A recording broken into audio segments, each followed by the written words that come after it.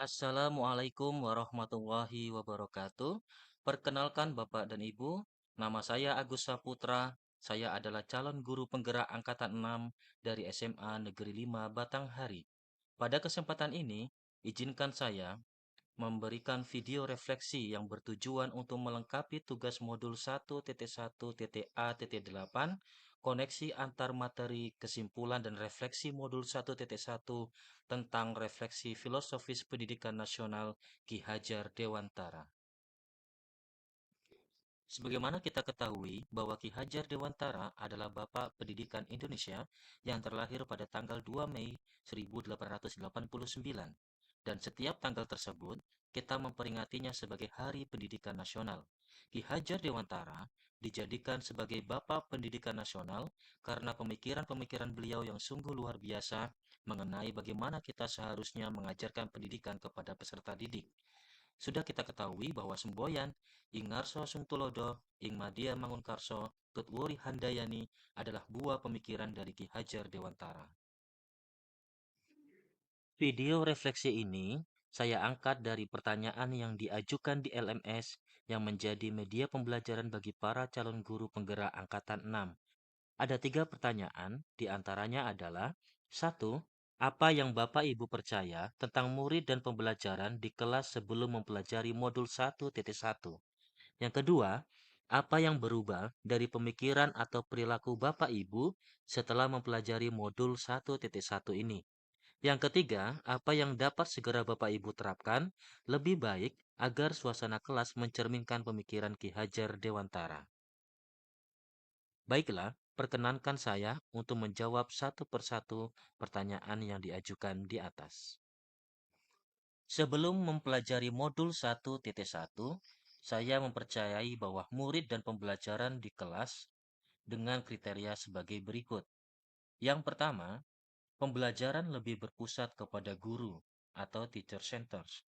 Yang kedua, memberikan tugas yang seragam tanpa mempertimbangkan keragaman peserta didik. Yang ketiga, guru bertugas mentransfer ilmu kepada murid sehingga guru dianggap sebagai satu-satunya sumber belajar bagi murid di kelas.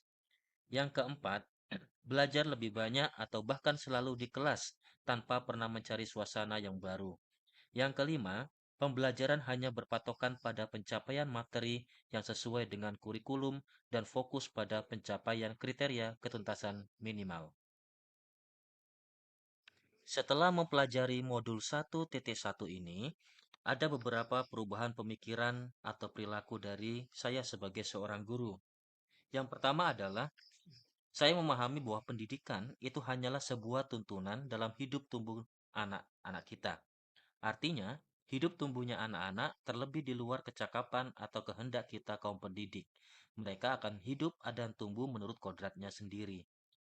Kita, sebagai seorang pendidik, hanya dapat menuntun, bukan menuntut tumbuh dan hidupnya kekuatan-kekuatan itu, agar dapat memperbaiki laku dan tumbuhnya. Dalam proses menuntun, anak diberikan kebebasan dalam mengembangkan dirinya, baik untuk menciptakan ruang bagi murid dalam bertumbuh secara utuh, agar mampu memuliakan dirinya dan orang lain, dan membuat mereka menjadi mandiri. Menurut Ki Hajar Dewantara, ada 3 prinsip untuk melakukan perubahan, atau sering disebut dengan 3 asas trikon. Di antaranya yaitu kontinuitas, konvergensi, dan konsentris. Kontinuitas maksudnya adalah ketika belajar kita harus berkelanjutan. Kita tidak boleh melupakan budaya dan sejarah dalam melakukan perubahan. Konvergensi maksudnya adalah pendidikan harus memanusiakan manusia dan memperkuat nilai kemanusiaan kita. Dan yang terakhir adalah konsentris. Maksudnya adalah pendidikan harus menghargai keberagaman dan memerdekakan pembelajar. Jadi jelas sekali terlihat bahwa pendidikan itu memerdekakan. Kita harus menyadari bahwa setiap anak memiliki potensi, bakat, dan minat yang berbeda. Maka dari itu kita harus menyadari bahwa setiap anak itu beragam dan mempunyai keunikan sendiri-sendiri. Sedangkan kodrat zaman berhubungan dengan zaman yang dialami oleh peserta didik pada saat pengajaran atau pendidikan berlangsung. Untuk pendidikan saat ini, para pendidik harus menekankan pada kemampuan anak untuk memiliki keterampilan abad ke-21. Menurut Ki Hajar Dewantara, pendidikan haruslah berpihak kepada anak. Para pendidik harus berperan sebagai seorang ayah atau ibu mereka. Mereka harus bisa mendekati sang anak dengan suci, bersih, bebas dari segala ikatan, dan bukan untuk meminta sesuatu hak kepada anak, melainkan untuk berhamba pada sang anak. Pokok pendidikan harus terletak di dalam pangkuan ibu bapak, karena hanya dua orang inilah yang dapat berhamba pada sang anak dengan semurni-murninya dan seikhlas-ikhlasnya. Sebab cinta kasihnya kepada anak-anaknya boleh dibilang cinta kasih tak terbatas. Adalah sebuah keharusan bagi kita sebagai seorang pendidik untuk memandang anak dengan hormat dan berorientasi penuh kepada anak. Setelah mempelajari modul 1.1 ini, apa yang bisa saya segera terapkan agar suasana kelas mencerminkan pemikiran Ki Hajar Dewantara? Ada beberapa yang sudah saya coba terapkan. Yang pertama adalah saya berusaha memberikan pembelajaran yang lebih banyak berpusat kepada siswa. Yang kedua, saya berusaha menjadikan dan menempatkan saya bukanlah sebagai satu-satunya sumber belajar bagi mereka, sehingga mereka bisa mencari sumber informasi sebanyak-banyaknya dari Google ataupun dari sumber buku yang lainnya.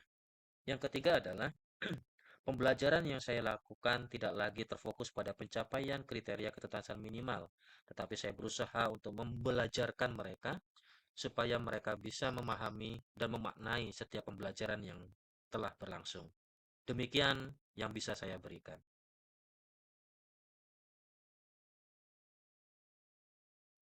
Demikian refleksi modul 1.1 yang bisa saya sampaikan.